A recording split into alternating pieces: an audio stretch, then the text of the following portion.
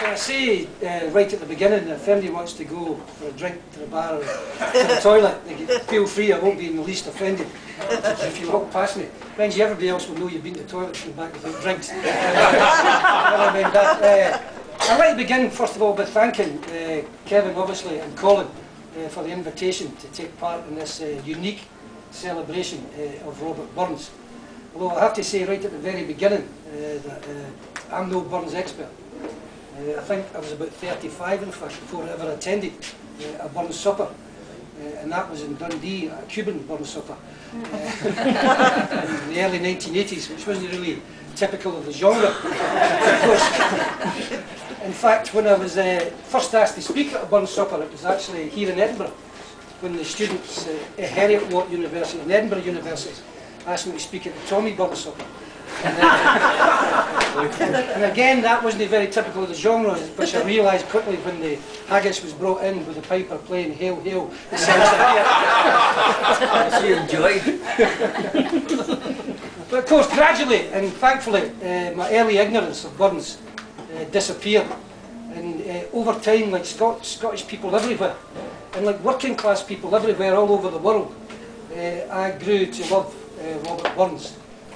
To love, for example, his creative drive, that although he died at the young age of 37, he still left behind him a canon of more than 600 wonderful poems and songs. I loved him because of his lifelong love and commitment to liberty, and loved him because he was a radical dissenting democratic poet at a time when it was not only difficult to be all of these things, but it was actually dangerous to be all of these things as well. And now I can't understand why anybody wouldn't love Robert Burns, as long, of course, as they love Robert Burns for the right reasons. And of course, there's lots of people who love Robert Burns for the wrong reasons. I mean, this is the 250th anniversary of his birth, and just about everybody and their granny is jumping on the bandwagon, the Burns bandwagon, at this time. And I'm very careful. As a Scottish person, I'm always very careful about criticising people that jump on bandwagons, because we're pretty dab hands at that ourselves. I mean, in my lifetime, there's been Argentina in 1978. Who will ever forget? We'll really shake them up when we win the World Cup. Or even Yabba Dabba Doo, we support the boys in blue, and it's easy. That'll be it. But Burns must be spinning his grave, and that was getting sung all over Scotland. But even this week, somebody actually sent me one of these internet connections. I'm not very sure how they work, but it was a song. And the chorus of the song actually goes, Tooraloo, Tooraloo, Tooralama.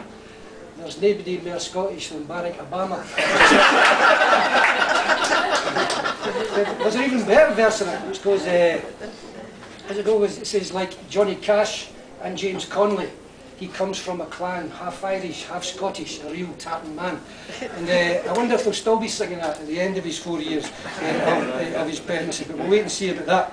But of course, among the bandwagon jumpers that I did see this week were the Royal Mail. And the good news about that is that the Royal Mail is going to issue 3 special edition sets of stamps to commemorate the 250th anniversary of Robert Burns. And that's good because it's one more than that old warmonger Churchill got from the Royal Mail. And it's 2 more than either Shakespeare or Dickens got from the Royal Mail. But I suppose the bad news about that is that there still is a Royal Mail, rather than a People's Mail, 250 years after Scotland's finest Republican penned the words about his monarchy, the Hanoverian monarchy, which is probably quite appropriate here in the Hanover Cafe. An idiot race to honour lost, who know them best, despise them most. It's a bit like I felt about the Parliamentary Labour Party when I left it. But of course, there's always politicians ready to jump on bandwagons as well. And I read this week that both Alex Salmond and Gordon Brown are to appear tomorrow in the Sunday Post. Seemingly they're going to be characters in the Bruins comics. And they'll be attending a Burns supper at number 10 Glebe Street, so we'll have kind of jokes about that. And I suppose that's a case of the Bruins meet Fat Bob and Desperate Dan. I was just hoping that they might bring George Fuchs along with them. So that somewhere in the story you could have those immortal lines. see yon Birkie cod a lord that stuck some strays. But of course, I mean, I read even, well, I didn't read it, I've looked up the internet, the Daily Telegraph, you know that I commonly read the Daily Telegraph. It claims that in fact there'll be 200 more burn suppers in England than there are in Scotland this weekend. And that sounds like we're getting beat with the English again. Except that one of the women who's been organising a burn supper in Essex was asked why she was doing it. And she says, you know, it's a great excuse to dress up and tartan and dance. And therefore I think, well, the English might beat us in numbers, they won't beat us in quality. That's for certain. And even the Tories are actually getting in the air. I was looking through the Tory websites, and the West Dunbartonshire Conservative Association announced that they were going to have a burn supper as well. And I was reading through it, and it says, we're trying to encourage young people. And there's a reason, and therefore Jamie and Tanya, both of whom work for the MSPs in the Scottish Parliament, will be given the toast in the reply to the lasses. And of course Jackson Carlow, who's the Deputy Chairman of the Scottish Conservatives, would be given the immortal memories in which his theme would be that Burns was a Scottish particularist, whatever the hell's name that means. A great British patriot, a radical and a Tory. And it's enough to make you bolt. It actually reminds me of what the Orkney writer Duncan McAllion actually wrote once, which is that Burns' poetry is well worth getting intimate with. And I say that no matter how many stuffed shirts, foreign swinging, hairy-assed, lily-livered Tory half-wits agree with me. That's kind of how I feel. But I know, I actually know what Colin means when he says that, that this kind of burn supper is the only one of its kind in Scotland.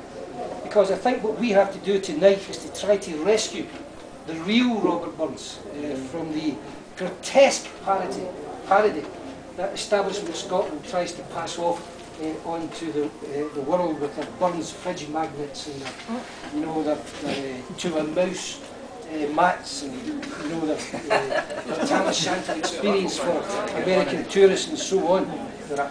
Because we must never forget, that Burns was a poet of absolute genius who actually wrote some of the world's finest love songs. And indeed, if you think about A Fond Kiss, had we never loved say kindly, had we never loved say blindly, never met, or never parted, we had never been broken hearted. Lord Byron actually said that in that single chorus was the essence of 1,000 love songs. And indeed, Burns in his time was idolised by the poets who he was contemporary with, including Coleridge and William Wordsworth, the young William Wordsworth, before he became an old Tory in his old age. And we should never forget either Burns' tremendous gift for shafting, humbug and hypocrisy and pomposity. And that's especially the case in religion. What was named religious here today? But never mind, we'll go ahead with this. Oh, sorry, Sue. Sorry, Sue, that's my wife. Burns lived in an age very different from our own. It was a very religious age. I mean, most of us know Episcopalians and Presbyterians as very nice people, decent people, the kind of people you might meet on a march against the war in Iraq, or a march in support of the Palestinian people. But back in Burns' day, they were actually at each other's throat. They were a bit like the Shiites and the Sunnis in Scotland in those days. And it was not uncommon for the mob of one persuasion to actually oust a minister of the other persuasion by actually battering down his door, stripping the clothes from off his back, turning him and his family out of the manse, and then burning his books and his furniture. It's a bit like the SSP in Solidarity.